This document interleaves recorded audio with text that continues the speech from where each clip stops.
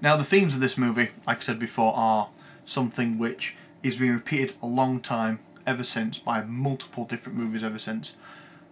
The overall theme is about a group of people who have to survive a situation surrounded by these living dead. Now the living dead have never been a big problem. Granted, the fast ones that you've been encountering recently are quite terrifying in the fact that you can't outrun them.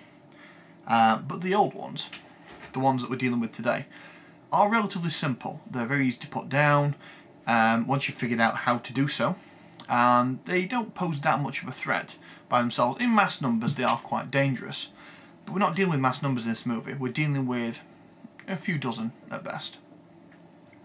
However, it's the internal conflict of this particular group which is what's interesting about the movie.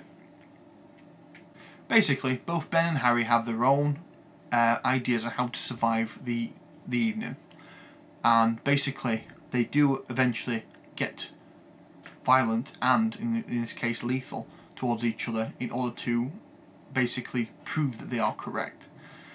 So the theme here is not that zombies are out to get you and that they're dangerous. It's the fact is that even in a basic, simple, easy to survive situation, the stress of any given situation will mean that human beings tend to act like dicks to each other and will potentially kill each other because of this.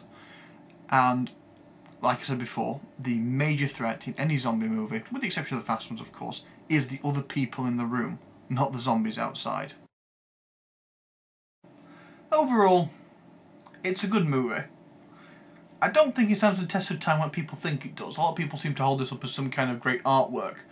And granted it is trailblazing, which I'm going to give it a lot of kudos for, it's not a masterpiece.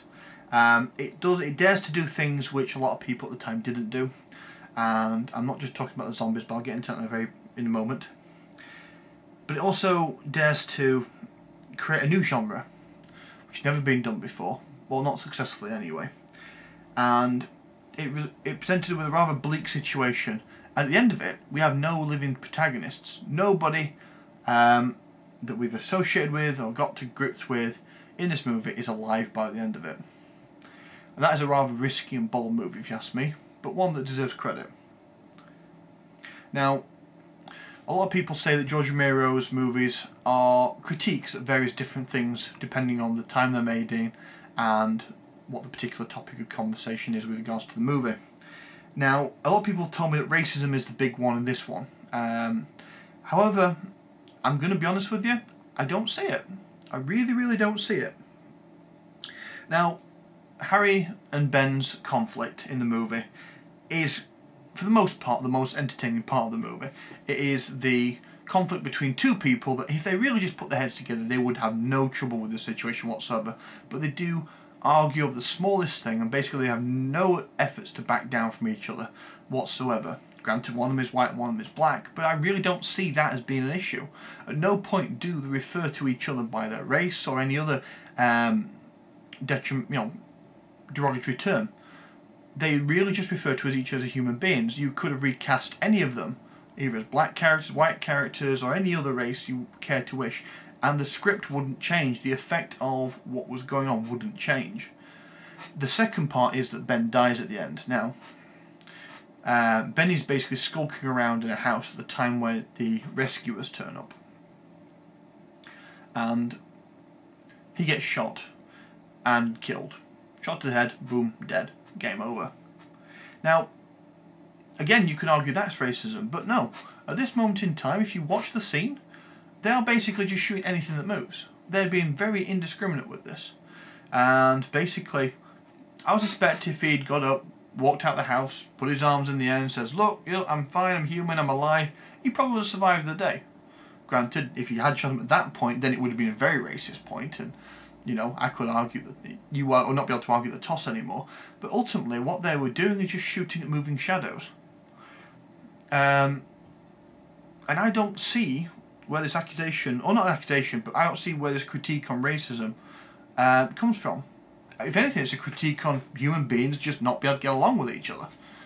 For one reason or another, we have to fall out and we argue over the minus little details when the bigger picture is outside there trying to kill us. And one little side point, which is an anomaly, as well as the zombies being afraid of fire, is also this is the only movie where George Romero makes any effort whatsoever to explain what is causing the outbreak of the zombies. Now, he establishes the rules about halfway through the movie, with the exception of the getting bit by a zombie turns you into a zombie rule. That only gets established right at the end of the movie. But the rest of the rules are established relatively quickly, so we know what we're dealing with. However, in the news reports which the characters watch on the TV, it does basically say that radiation from a returning satellite is causing the problem. And purists can argue the fact is that's a theory put up by scientists, but as a moviegoer and as someone that really can just switch off and take it for what it is Romero pretty much telling you what is causing the problem. Now, granted, he's never done this ever since, and I don't expect he ever will do. And there is a passing reference to it in the remake as well, where it was discounted as a crackpot idea. But in this one, he pretty much flat out says what causes it, which again is an anomaly. So, what score would I give this movie? In total, I'd give it a 3 out of 5. It's a good, solid trailblazer of a movie. It's aged pretty well, and it really should be watched its original medium of black and white. The colorization doesn't do a lot of good to it, and a lot of the colours are washed out or too bright in places, and it isn't worth the effort all the time. But I do recommend picking it up and giving it another watch. A lot of my viewers probably haven't seen it in a long time, if they have seen it at all, and it's good to go back and watch these and remove those rose-tinted glasses of nostalgia. Thanks for your time, guys. Goodbye.